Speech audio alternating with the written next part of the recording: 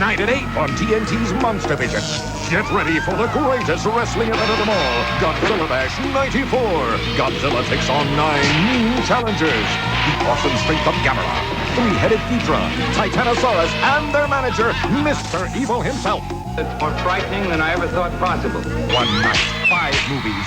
Find out who'll be called King of the Monsters. Monster Vision's Godzilla Bash 94. Next on TNT. Welcome to the Last Video Store. I'm your host, Bud Haddonfield, and today is the first episode of our Godzilla-thon. I have always been a big fan of the Godzilla film series, even the 1998 Matthew Broderick one, because it was the first one I got to watch in theaters. Godzilla was always those things that was talked about, and I did not get a chance to watch it until 1994, where TNT's Monster Vision had a little marathon. Absolutely loved it. Loved the sequels that followed. And as the years progressed, we got more and more. So it was always a good time for Godzilla fans. So this is going to be a multi-part series because I'm going to be talking about the first 30 movies within the Godzilla series. So we're going to be spending the holidays with the King of Monsters, Gojira. So I hope you enjoy.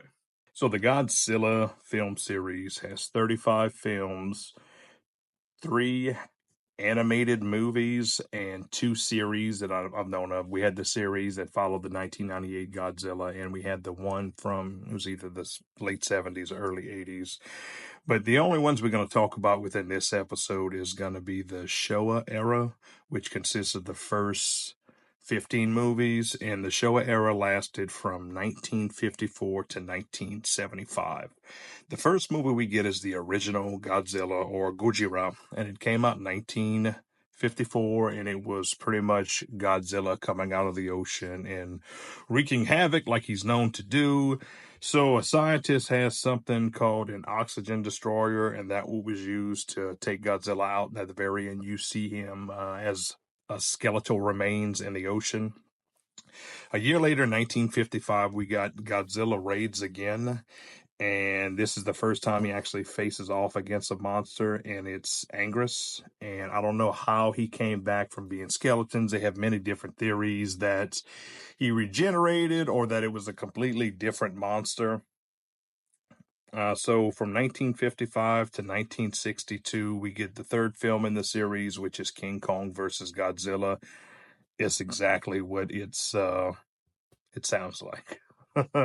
Godzilla facing off against King Kong himself. Now, King Kong was not as large as Godzilla, but we're not going to argue semantics and whatnot. I know in the first film, Godzilla is supposed to be 160 feet, 164 feet tall. So that's a pretty big lizard. So 2 years after that, we get Mothra versus Godzilla, where Godzilla's still a bad guy, and Mothra has to come out to take him out. The very next one is within the same year, and that's Ghidorah, the three-headed monster, and that's the first time we see him. In between the time periods, Rodan had his own movie. He's like this flying pterodactyl-type creature. Pretty cool. Sometimes he's a good guy, sometimes he's a bad guy. But in King Ghidorah, which is the name of the creature, like I said, this is the first time we see him in this series, and it's Ghidorah, the three-headed monster. It's kind of like Cerberus, but it's a dinosaur-looking dude. Remember the cartoon Hercules from Disney, where you kept cutting off the heads and you got one in his place? It was very similar to that, but this motherfucker could fly. So Godzilla, Rodan, and Mothra join forces to save Earth from the three-headed alien invader, Kaiju, which is a giant monster in Japanese, if I'm not mistaken. King Ghidorah. These movies are cheesy fun. So a year after that, we get Invasion of Astro Monsters. So while exploring Planet X, 2 astronauts witness an attack by the dreaded Monster Zero. And I believe the Monster Zero ends up being King Ghidorah. He comes back, and they have to launch Godzilla into space. This was the first time a Japanese version had an American lead, which he's one of the little astronaut fellows. So in 1966, we get Ebra, Horror of the Deep, Ibra, Horror of the Deep. I'll butcher so many different names. I'm a Southerner, so I can read, I promise. So, Godzilla and Mothra has to save pretty much the world against this little dude named Ibra. He's a funny looking little character. But yeah, that has something to do with a red bamboo terrorist group. I didn't know that was a thing. They got this little crustacean, giant crab looking motherfucker. Excuse me. So moving along, in 1967, we get Son of Godzilla, which is the first time we see Minya, which is a weird looking little creature, but it's the 60s and it's a person in a suit. So it is what it is. This one, some weather experiments create radioactive storms. Godzilla must rescue the lovable kaiju hatchling Minya, excuse me, from giant bugs. This one wasn't too bad. This one was more aimed towards kids, and you could tell that Godzilla, who started off as a bad guy, is now a good guy. They're marketing, they're making it toys. It is what it is. It's starting to get popular, and the kids love it. So Godzilla's learning fatherhood and whatnot. So why not? So 1968, we get Destroy All Monsters. Earth's monsters are confined to Monster Island until alien forces causing them to break free and rampage across world capitals. This one we get a lot of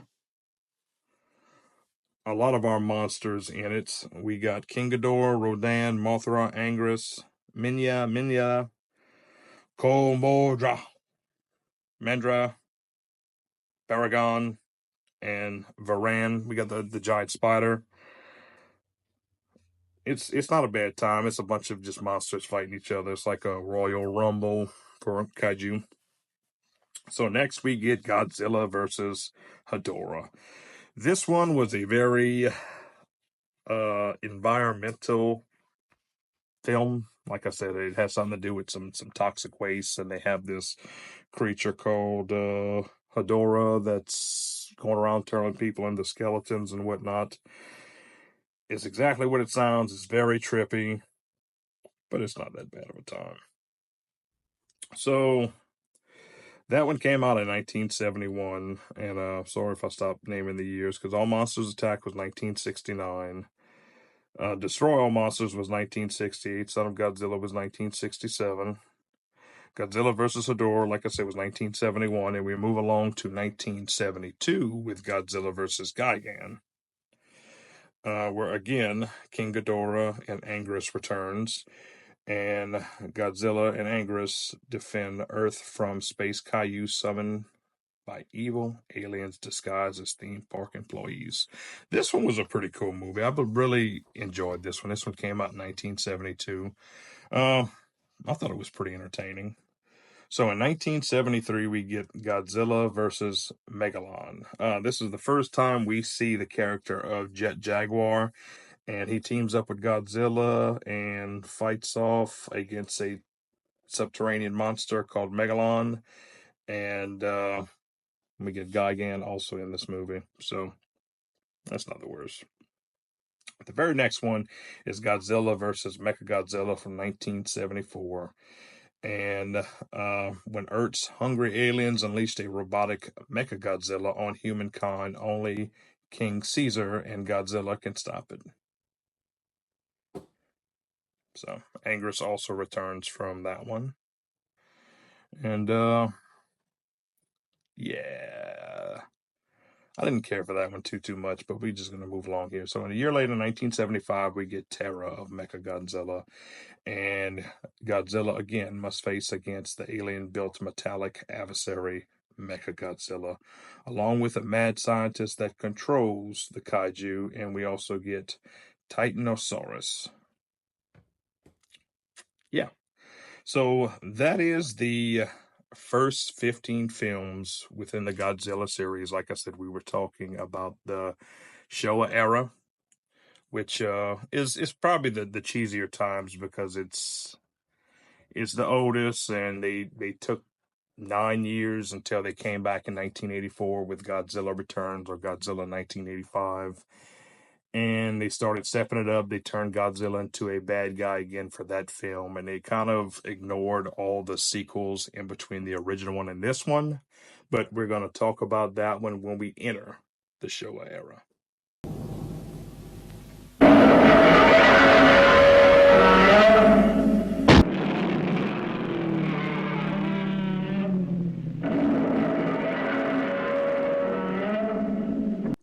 All right, so we are absolutely ready for the original Kaiju classic from 1954. We're at the 70th year mark because the original one was released in Japan on November 3rd, 1954. So it's the best time to talk about it. Godzilla, who was also called Gojira in the original Japanese version in the opening segment. Gojira is supposed to mean whale and gorilla. I don't know Japanese, so I'm not gonna sit here and talk about all that and whatnot. But yeah, this movie is about a dinosaur-like beast awoken from undersea hibernation by an atom bomb testing and ravages Tokyo. This was a very, very fun film. I remember watching this for the first time, well, the American version, because the Japanese version was Godzilla or Gojira. And a year or two after this movie was released, America was able to buy out the rights to distribute the film in America and show the movie in America, and it was renamed Godzilla King of the Monsters. And there was some big differences between the two films. The American version takes the guy who played was Perry Mason. I can't think of his name offhand, but he plays a character called Steve Martin, and he's pretty much narrating the whole movie. So I guess they had to do that just to appeal to American audiences and whatnot. I don't know. Every time I go to watch the movie, I always watch the original Japanese version because it's just so entertaining and fun and authentic, and you know, why waste that? So I'm trying to think of his name because it's bothering me for some reason. Raymond Burr. I don't know why the hell I couldn't think of that. But he plays a character called Steve Martin. He later reprises his role in the American release of Godzilla 1985. And like I said, they had dubbed all the Japanese actors and whatnot and had to Americanize it. So getting back, we have some ships in the sea, and the ships are being sunk. We have this white light that's blinding some of the occupants on the boats, and something is going on within the ocean area. So Godzilla eventually comes out of the ocean. You could see one of the natives talking about how Godzilla was like this old ancient fable about this monster that they had to sacrifice people to it so it wouldn't come out and wreak havoc. And sure enough, Godzilla shows his face for the first time, and he looks absolutely cool. Yes, it's cheesy. It's a man in the suit. They have some stop motion to it, but I think it looks absolutely amazing. The year before this, in 1953, there was an American movie called Beast from 20,000 Fathoms, and it's very similar. So you could tell that they took similar tones from this movie, but they were also inspired by the original King Kong movie. And it's like I said earlier that those two end up crossing paths. So that's really cool. We get all kind of modern day issues within this movie because yes, this movie's 70 years old, but we get love triangles, we get the government trying to cover up things so it doesn't cause a panic, we get the media trying to tell people because they have the right to know. So our three main characters in this movie, we have Dr. Serizawa. He's the little guy with the eye patch, and he is supposed to be engaged to be married to Imiko, who is the daughter of the paleontologist who gets called along, but she's more in love with Hito, and Hito's the little fella. I guess he's like a sailor or whatnot. Well, anyway, Godzilla comes out of the ocean, wreaks havoc, destroys homes, destroys buildings, kills people, and they have to band together to stop Godzilla and save all the people of Tokyo. So Dr. Sarazawa, he has created an oxygen destroyer, and he had shown in earlier scenes that he'd put it in a fish tank and it would just kill these fish and completely turn them into skeletons. So that comes back in a major way. The military, when Godzilla comes out, the military tries to attack him with the tanks and the bullets and whatnot, and it does not work because he is a beast created from radiation, and that's where he has all of his powers. So explosions and bullets has no effect on him whatsoever. In the later films, you see Godzilla's spits out like fire, flame, radiation. This one is more like a fog-like substance that comes out, and it causes explosions and whatnot, and it's pretty cool. But at the time, this was the best they could do. They were able to fine-tune it in the later films. So again, the people band together and they're able to lower Godzilla out in the ocean, where Dr. Sarazawa and Hideo, I'm fucking up that name, bear with me. They go into the ocean, they put the oxygen destroyer down, activates it, and it is indeed able to either destroy or put Godzilla down temporarily. You can see that he's flailing about on the surface, and he gets struck to the bottom, and next thing you know, he is a skeleton.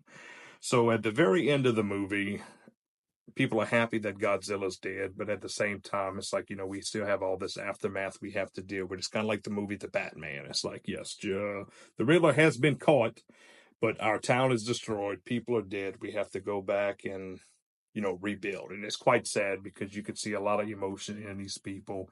And Godzilla is like an ancient being, so it's probably the first time he ever saw humans and buildings and whatnot. So he's just being a monster. The theories of how Godzilla was created or how Godzilla was about. Was he an ancient beast that was just in the bottom of the ocean and he was woken up by the nuclear testing? Was he already a beast and he got further evolved by the radiation? Or was he just something completely natural that took the toll from the radiation poisoning and whatnot, and did it transform him into the beast that he is today? We don't know. There's theories. I would like to see a defined answer, but at the same time, I really don't, because it's cool not knowing, because I feel like you don't always have to figure out what makes what. It's just fun having your own speculation and guesses and whatnot. So this movie jump-started a whole series, like I said, 38 films, counting the anime movies, and we have a lot to talk about from 1954 to now, because we had Godzilla Minus Zero last year in 2023, and then right after that we have Godzilla X Kong, which was entertaining in its own right. But I'm not going to talk about the MonsterVerse series just because it is too much to cover. So what I'm going to do is I'm going to talk about the first 30 films within the series, just to save some time, and I might make a part 2 about it. Thank you for tuning in to The Last Video Store. Again, I'm your host, Bud Haddonfield, and I hope you enjoyed this week's episode. Like I said, probably for the next couple months, we're going to be talking Godzilla because there's just so much to cover. The movies are very available. You can get them on Blu-ray. Criterion had released a box set, which is like in a book form, and it has the first 15 movies, the Showa era.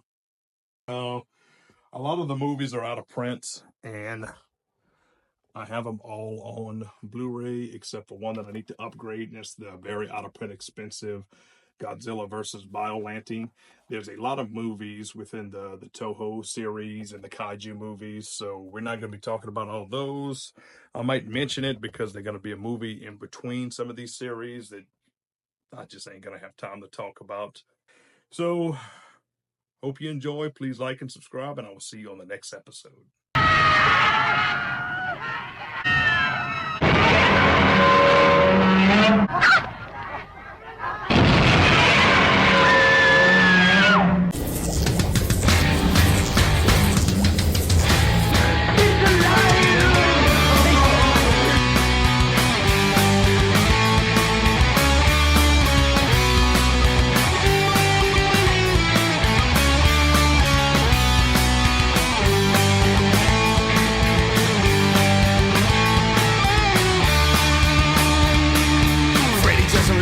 Terminator, Michael Myers are the heroes of my past. Now the media is dying, Chucky and the zombies now all up in cemetery. So bring me back, girls. I wanna come back to those times when all movies were so scary. I blow a red light, we're the creatures of the night. I wanna come back to those times and kiss the pretty screen clear. I wanna come back to those nights. Oh yeah, I wanna come back to those nights.